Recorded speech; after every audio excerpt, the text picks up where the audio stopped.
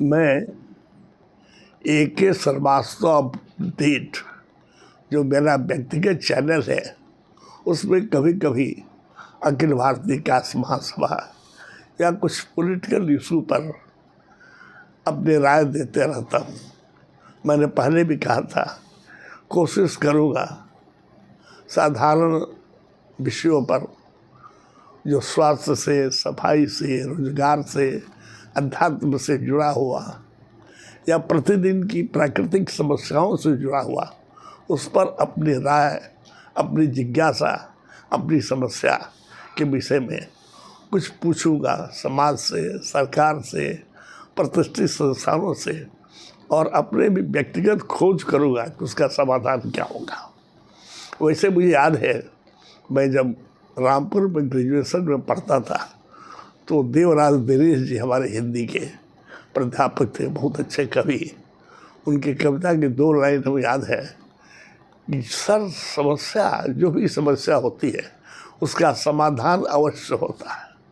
और उनकी 2 लाइनें उस समय जो कवि जाते हैं, कवि सम्मेलन में बोलते थे, मुझे याद है, न मंदिरों में मृदंग बजते, न मस्जिदों में अजान होती, न पाप होता न पुण्य होता। आदमी डरा हुआ रहता है कि हम कोई पाप किए हैं तो मंदिर में जाकर पूजा करता है, याद नहीं वो क्या पाप किए, उसका समाधान है पूजा करना। उसी तरह से मैं बहुत बच्चा था जब गांव में रहते थे, 1954 तक मैं गांव में रह के ही पढ़ा हूँ। उस समय जब ठनका होता था, बिजली गड़गड़ाहट होती थी, बादल का बिजली चमकती थी, गिरती थी, तो हमें याद है माँ बाबूजी बोलते थे कि बोलो जय गस्त जय अगस्त। समझ में नहीं आता कि जय अगस्त क्यों बोला जाता है। फिर बाद में पिताजी ने बताया कि हम लोग विंध्याचल पर्वत के रेंज में हैं। अब विंध्याचल जो पढ़ रहे थे तो उनको गुरु अगस्त बोली थे। बहुत ठंडका, बहुत विशाल तरीके से द्रुत गति बढ़ रहे थे, तो उन्होंने उनको आशीर्वाद दिया तुम यहीं रहो।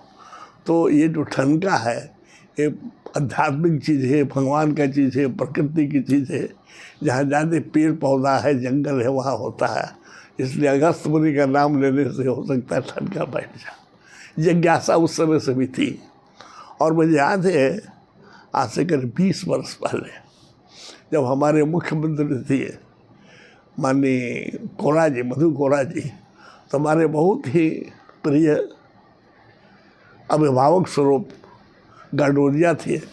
गाडोरिया जी हमारे अलायंस के पास डिस्ट्रिक्ट गवर्नर भी थे और झारखंड राज्य के एडवोकेट जनरल थे। मैं बराबर रांची जाता था, उनके दर्शन करता था अवश्य।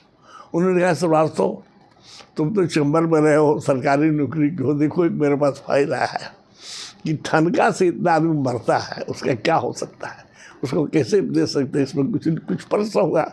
हमने सर इसमें हम क्या लिखा रहे हैं। लेकिन मुझे अब 2-3 दिन से हम सोच रहे थे कि आखिर ठनका हो रहा है, बादल गरज रहा है, बिजली चमकती है, बिजली गिरती है, तो पशु भी कभी मरते हैं, कभी आदमी मरता है। अभी 2-3 दिन पहले देखे थे कि 2 आदमी मर गए। क्या इस पर कोई अनुसंधान नहीं हो सकता है? मैं अपने जनरल नॉलेज से पीछे के दिनों को देखता हूँ, जहाँ मंदिर है, मंदिर के ऊपर ठनका नहीं होता। भगवान तो हिमालय पर रहते हैं, शिव जी, वहाँ हवा बिजली गिरने की बात नहीं होती है। तो जहाँ ऊंचे स्थान पर लोहा से ऊपर का त्रिशूल होगा, कोई हो जो धरती से जुड़ी हुई है, जिसका बच्चे कि साहब आपको उसका ज़मीन से बिजली गिरती है तो ज़मीन में चली जाती है, टेक्निकल शब्द उसका, वहाँ बिजली गिरती है तो किसी भी जान माल का खतरा या हानि नहीं होता। और बिजली वहाँ गिरती है आजकल जहाँ जंगल ज़्यादा है, पेड़ ज़्यादा है। और आपको इस क्षेत्र के जो पेड़ देखिएगा, बड़े बड़े पेड़ तो हमारे मित्रों ने, वैज्ञानिक बोले, उन्होंने काट दिया। लेकिन जंगल में जब बिजली गिरती है या पेड़ के पास बिजली गिरती है तो क्या हम लोग वहाँ पर कुछ उपाय लगा सकते हैं? जैसा मंदिर में त्रिशूल रहता है, उस तरह की कोई चीज़ अगर वहाँ लगा दें और तो हमको लगता है कि साहब वहाँ बिजली नहीं गिरेगी। जनरल नॉलेज हम देखते हैं कि जहाँ जहाँ जिस एरिया से होकर बड़े बड़े टावर जाते हैं वहाँ बिजली नहीं गिरती है। इसका मतलब कि बिजली टावर से ज़मीन में चली जाती है। सरकार को इस पर कुछ सोचना चाहिए। इससे दहशत होती है, आदमी के जीवन चला जाता है। और वैसा अगर हम लगता है कि किसी जंगल में जहाँ अनुसंधान से पता चले कि बिजली ज़्यादा गिरती है, वहाँ एक छोटा सा मंदिर बना दे, त्रिशूल बड़ा कर दे, थोड़ा सा जगह को साफ सुथरा कर दे, तो गांव के लोग खेल कूद के लिए, आनंद के लिए, आध्यात्मिक काम के लिए, एकल विद्यालय के लिए भी, कुछ न कुछ साहित्यिक, सामाजिक, सांस्कृतिक, आध्यात्मिक कार्य के लिए भी जगह हो सकता है। कुछ घेराबंदी कर सकते हैं, कुछ आपस में विचार विमर्श हो सकता है, और बिजली से भी शायद हम बचें। मैं कोई वैज्ञानिक नहीं हूँ, साइंस का स्टूडेंट हूँ, इधर दिमाग लगा है, लेकिन लगता है कि हर 4 दिन 5 दिन पर समाचार पत्र में निकलता है और इस पर कोई चीज़ नहीं होता। डेंगू नहीं हो, क्या डेंगू का उपाय भाई? आपको मलेरिया का कैसे बचेगा? कोरोना हो तो क्या बचेगा? इस पर कहीं हम कुछ हो सकता पहले निकला हो, लेकिन मुझे अंदाज़ा नहीं कि सरकार को इस पर भी संकट निकालना चाहिए कि बिजली से, ठनका से बचने के लिए क्या हो। हालांकि लोग बोलते हैं, हम भी खाते हैं, वो सब्जी का नाम भूल जाते हैं कि ठनका होता है तो रांची के जंगल में पेड़ के किनारे वो ज़मीन फटती उससे कि निकलता है कंद के अंदर छोटा छोटा, बहुत महंगा मिलता है, सब्जी बढ़िया होती है। ये भी लोग कहें कि ठनका होगा तो ज़मीन फटेगी तो बिजली निकलेगी, ठनका होगा तो भगवान का कुछ हाथ। बहुत सी किंवदंतियाँ हैं, लेकिन इस पर सरकार को, वैज्ञानिकों को, हमारी स्वयंसेवी संस्थाओं को सोचना चाहिए, कुछ उपाय करना चाहिए जागरूकता फैलाने के लिए। एक दूसरी बात है,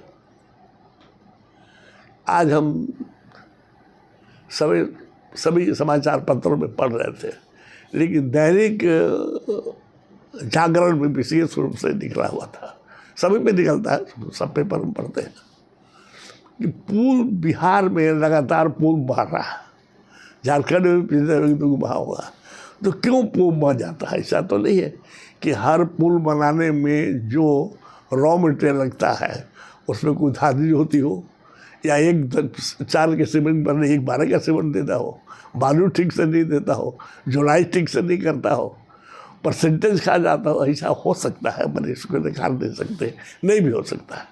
लेकिन मेरा अपना मानना है कि अभी भी नासा ने भी स्वीकार किया है कि भगवान श्री राम के समय में एक लंका के लिए पुल बना था। अब पुल का आज भी स्थिति है, जानकारी है, नासा बोलते वो पुल था राम पर, जो राम से तो था। वो पुल कैसा था दिखाता है कि झिकझिक पुल था, मतलब कि प्रवाह, जो नदी का प्रवाह, सागर का प्रवाह का भार उस पर नहीं पड़ता था। मेरा अपना ठंडे दिमाग से एक अनजान व्यक्ति की तरह जो साइंटिफिक ध्यान नहीं रहा हो, ये लगता है कि पुल में जो सामग्री ठीक नहीं दी जाती है वो तो अलग बात हुआ, उसको तो जांच पड़ताल हो सकती है। कि पुल के डिजाइन में कुछ गड़बड़ी है, क्योंकि मैं एक हमारे मित्र हैं, अब दुनिया में नहीं रहे, साथ में हम लोग पढ़ते भी, साथ में नौकरी भी करते थे, तो PWD डिपार्टमेंट में महर्षियाँ थे, खूब सुखी जीवन था, स्कूटी इंजीनियर तक थे। बोले क्या करें श्रीवास्तव भाई, आजकल मेरा डिजाइन में ट्रांसफ़र होगा। अब डिजाइन में ट्रांसफ़र होगा तो आपको तो बहुत इम्पोर्टेंट चीज़ है कि पुल का डिज़ाइन कर रहे हैं, पुलिया का डिज़ाइन कर रहे हैं, कुछ डिज़ाइन कर रहे हैं, लेकिन वहाँ चूँकि पूछ कम है तो उसका आदमी उस पोस्ट को समझता है कि बहुत बेकार पोस्ट है। टाटा स्टील में देखिए, जो कॉलोनीज में, माइंस में काम करता है उसका प्रमोशन जल्दी होता है, कुछ सुविधा भी जाते मिलती है, क्योंकि किनारे में रहता है, सोच रहती है, उसको खर्चा भी कम होता है, उसके बाल बच्चे देखे बहुत अच्छे हैं। इस तरह से सरकार को भी डिजाइन के लिए एक्सपर्ट रखना चाहिए, जिस आदमी को, किसी को पनिशमेंट हो डिजाइन में नहीं भेजिए। बहुत ब्रिलियंट जो स्टूडेंट हो, इंजीनियर हो, संस्थान उसको रखिए कि सब पुल पुलियों का डिजाइन करें। अदरवाइज कितना भी आप कमीशन खाइए, डिजाइन बढ़िया रहेगा तो पुल बहेगा नहीं, टूट सकता है, कमज़ोर हो सकता है, 20 टन के बदले 10 टन का लोड ले सकता है, लेकिन ऐसा नहीं होगा। ये मेरी जिज्ञासा है और मैं समझता हूँ कि हर समस्या का समाधान होता है सरकार, वैज्ञानिक, वैसे जानकार व्यक्ति। जहाँ तक मेरा संदेश जाए इस पर आप विचार करें। मैं भी सरकार से और यहाँ जो इंस्टीट्यूशन से उससे धम्म स्थापित कर चाहूँगा कि इस विषय पर कुछ सुधार हो।